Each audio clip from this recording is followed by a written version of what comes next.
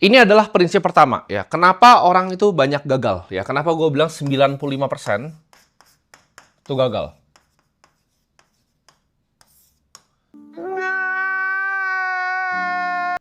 Ini adalah guru dari Warren Buffett ya, Benjamin Graham namanya. Ini kata-kata yang penting sekali. An investment. Jadi kita kan mau belajar jadi seorang investor ya, investasi. An investment operation, ya, sebuah operasi investasi is one which upon thorough analysis, ya.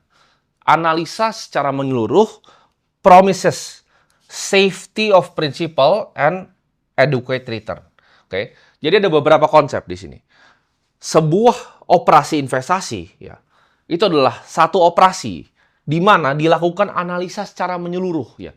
Thorough analysis, promises menjanjikan ya. Safety of principle and adequate return. Jadi kalau kita tarik konsepnya, ada beberapa hal di sini ya. Kita yang pertama paling penting, analisa ya. Secara menyeluruh. Konsep kedua adalah safety of principle. Keamanan modal. Ya, itu yang kedua. Dan yang ketiga adalah adequate return, imbal hasil.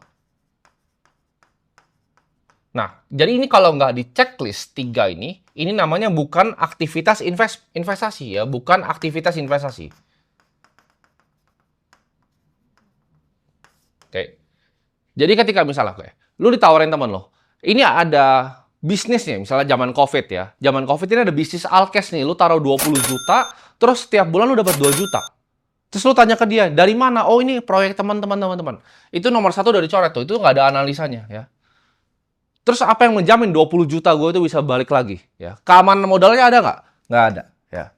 Imbal hasilnya dijanjikan tapi nggak jelas ya. Imbal hasilnya juga nggak ada karena uang kalian diambil semua sama dia.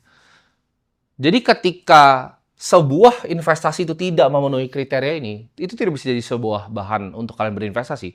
Kalau tidak bisa dianalisa, tidak ada keamanan modal dan juga tidak ada imbal hasil. Ya. 3 ini penting.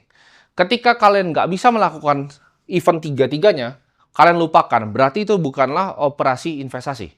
Ibarat kalian cuma mengikuti hype gitu kan. Contoh misalnya, teman-teman lagi FOMO dengan misalnya kartu Pokemon ya. Gua tahu beberapa teman gue bahkan bikin uangnya sangat besar, banyak yang masukin juga ya kartu-kartunya dari Singapura ke Indonesia. Tapi apakah bisa dianalisa? Ya. Oh ini karena ini yang langka dan lain-lain. Mungkin bisa ya. Ada yang bisa analisa ini Pikachu-nya Pikachu Van Gogh ya, karena ada yang bisa Charizard yang langka-langka. Tapi apakah bisa dianalisa secara menyeluruh? Analisa doang bisa. Analisa secara menyeluruh bisa nggak? Menjanjikan keamanan modal nggak? Oh ini kartunya udah di PSA gitu kan. Cuman apakah itu menjanjikan keamanan modal? NFT juga zaman dulu orang hype ya. Kenapa gue bahkan tidak pernah membeli? Karena tidak ada keamanan modal ya. Gue beli cuma buat iseng-iseng sama teman-teman. Tapi bukan berarti itu adalah sebuah aktivitas investasi ya. Nanti itu akan jadi gue bedakan tuh. Nanti dua hal. Aktivitas investasi dan juga aktivitas untuk spekulasi. Untuk teman-teman yang udah punya duit banyak, spekulasi nggak masalah ya. Tapi gue yakin teman-teman di sini semua duitnya itu tidak yang berlebih-lebihan ya. Kalau udah berlebih silahkan untuk melakukan spekulasi ya. Karena gue pun juga melakukan spekulasi. Tapi gue berbedakan dengan jelas ya. Ketika gue mau melakukan aktivitas sesuatu, oke ini adalah spekulasi, ini adalah investasi, gitu. Dan ada imbal hasil yang bisa dijanjikan, adequate return, imbal hasil yang cukup. Ini adalah konsep yang kalian harus belajar, ya, yaitu adalah Mr. Market. Market ini adalah anggap sebuah orang, ya. Ini adalah teman sebenarnya. Banyak yang nganggap, oke, market ini adalah hal yang jelek, gitu. Karena dia bisa naik, dia bisa turun suka-suka. Market ini memang adalah orang yang unik ya. Kalian anggap seperti ini. Kalian anggap ini adalah agen properti ya, biar gampang. Karena cara paling gampang menjelaskan sesuatu adalah mensimplifikasi supaya kalian bisa nangkap ke kepala kalian. Kalau gue jelasin ini pakai chart dan lain-lain, kalian mungkin akan pusing. Tapi gue akan jelaskan dengan hal yang sederhana. Anggap ini orang, dia adalah agen properti nih, bapak-bapak berkumis ini. Lalu lu punya rumah gitu. Lu punya rumah sini. Oke. Rumah lu beli dengan harga 1 miliar. Ini udah lu beli nih rumahnya, lu tinggalin, oke? Lalu bapak-bapak ini dia datang ketok rumah lu, ya. Dia tawarin hari ini, rumah lu mau nggak gue beli? Dia bilang, ini hari pertama ya, dia bilang 800 juta. Ya. Mau nggak lu beli? Lu baru beli kemarin 1 miliar. Lu bilang apa? Ah, lu mau coba cari untung aja dari gue. Ngapain gue jual rumah lu 800 juta? Hari kedua, dia datang lagi. Oke, rumah lu gue mau beli dong 500 juta. Lu pasti pikir ini bapak-bapak gila gitu. Oke. Lu biarin dia kan. Hari ketiga dia tawar lagi, rumah lu mau nggak lagi 850 juta. Hari keempat apa yang lu lakuin? Lu nggak dengerin dia lagi. Ya. Dia tawar lagi misalnya 700 juta, ya kan? Tiba-tiba ya hari ke-20 dia datang, dia bilang, lu mau nggak rumah lu 1,5 M? Lu pikir, aduh udah masukin furniture lagi gitu kan. Tapi dia tawarin 1,5 M, ini bapak-bapak gila kali ya gitu. Tiba-tiba besok ya hari ke-21 dia tawar rumah lu 2 M. Apa yang lu lakuin ya? Lu jual rumahnya ya kan? 2 M lu jual ke dia.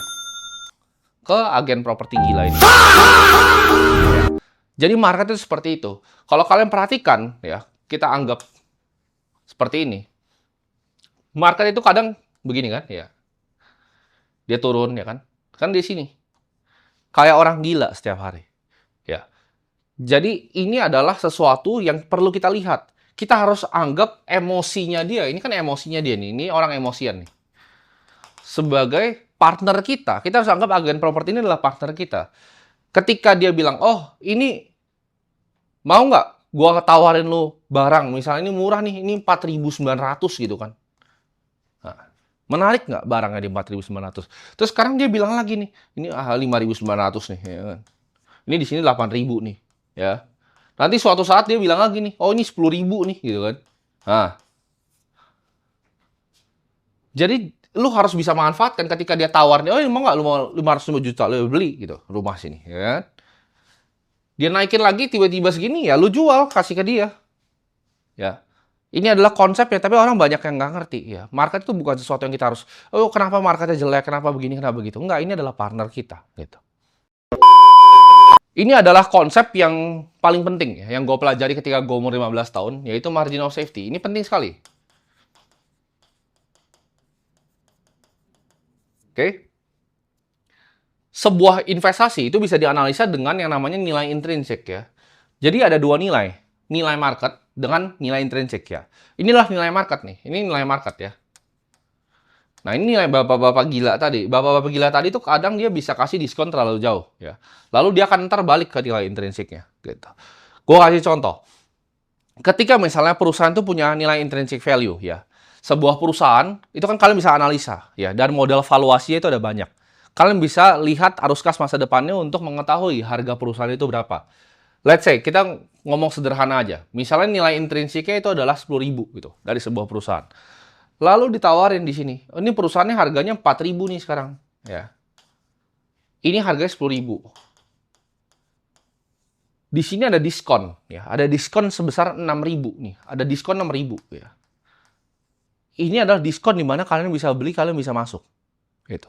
Ketika gue tahu intrinsic value dari sebuah Bitcoin, satu Bitcoin harganya waktu itu 80.000. Lalu gue ditawarin di 2022 ya sama Mr. Market gila ini, dia tawarin gue 16.000. Ya gue beli pakai semua harkat martabat gue gitu. Kenapa? Karena ini ada jarak gitu loh. Simpelnya ini ibarat truk gitu kan. Ketika dia mau lewat ya, bobotnya sekian, ada maksimal sekian. Kalau itu truknya jauh di bawah bobot maksimalnya, lu bukan berani lewat. Tapi pertanyaannya kalau truknya itu lebih berat dari bobot aslinya, ya lu nggak boleh lewat. Intrinsic value segini, kalau misalnya perusahaannya begini gimana? Nah, ini lu mau beli nggak? Seperti ini pertanyaannya. Jawabannya tidak. Kenapa orang pada rugi di pasar saham? Kenapa orang rugi di pasar modal? Karena mereka beli di sini, gitu kan. Perusahaan yang punya price to earning 300 dibeli nih. Nah, lu butuh 300 tahun loh untuk balik modal. Earnings itu artinya kan setahun, ya. Kalau misalnya laba bersihnya itu bukan perusahaan TBK, lu ambil semua, itu butuh 300 tahun untuk lu balik modal. Ya gimana caranya dia balik ke intrinsic value-nya? Karena dia terbang jauh di atas. Ini nggak akan pernah bisa dirasionalisasi, tidak bisa pakai logika. Semua ujung-ujungnya yang begini, itu dia akan pasti balik ke nilai intrinsiknya, ya. Jadi kalau teman-teman lihat perusahaan-perusahaan yang punya chart-chart aneh-aneh, ya, misalnya ini gue gambar di sini gitu ya. Perusahaan yang punya chart begini, kan, terus begini. Nah, kenapa? Karena ini sini PI-nya berapa? 300 gitu. Dia akan balik lagi ntar ke sini, ya. Namanya teorinya adalah mean reversion, dia akan balik ya ke rata-ratanya. Nah, ini adalah sebuah konsep ya. Ini juga prinsip juga, karena kalian harus tahu ya. Kalian adalah investor yang mana gitu. Apakah kalian adalah investor yang aktif atau investment yang pasif ya. Karena ini adalah dua tipe investor ya. Kita sebutnya dua tipe. Oke. Apa yang bisa bedakan lu pasif sama aktif? Satu, apakah ini akan jadi full time job lu? Ya, ini full time nggak nih? Oke. Kalau lu nggak full time, lu ada pekerjaan yang lain, lu harus jadi investor yang pasif. Ya. Investor yang pasif ini apa? Ini investor yang mencari yang namanya beta. Ya. Investor aktif adalah investor yang mencari yang namanya alpha. Ketika kalian menjadi investor yang pasif, apa aja sih perusahaan-perusahaan yang kalian beli gitu? Kalian akan mencari yang mirip sama indeks ya. Contoh kalian beli S&P 500 ya. Kalau di Indonesia ya kalian sederhana, misalnya kalian ikutin MSCI Indonesia, di sini ada BCA ya kan, ada BRI ya kan, ada Mandiri, ada Telkom. Lu ikutin indeks ya. Sama kalau lu misalnya mau beli investasi di negara manapun, indeks yang lu ikutin. Kalau misalnya di kripto, lu belinya Bitcoin ya. Ini adalah investor yang pasif ya. Dia ngerasa dia tidak punya kapasitas lebih untuk bisa mengalahkan market ya. Sedangkan investor yang aktif ya, dia akan cari yang namanya alpha. Ketika lu mau mencari alpha, lu nggak bisa beli BCA gitu. Lu mesti beli small cap di sini ya.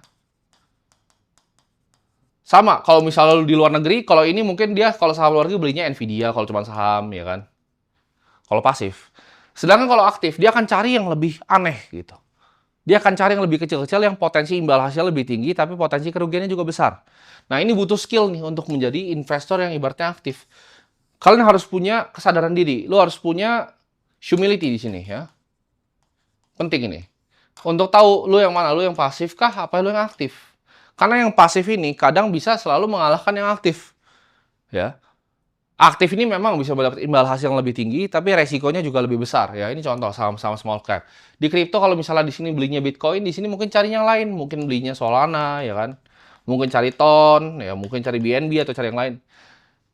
Ini adalah investor yang aktif gitu. Dia merasa dia bisa mengalahkan beta dari market ya.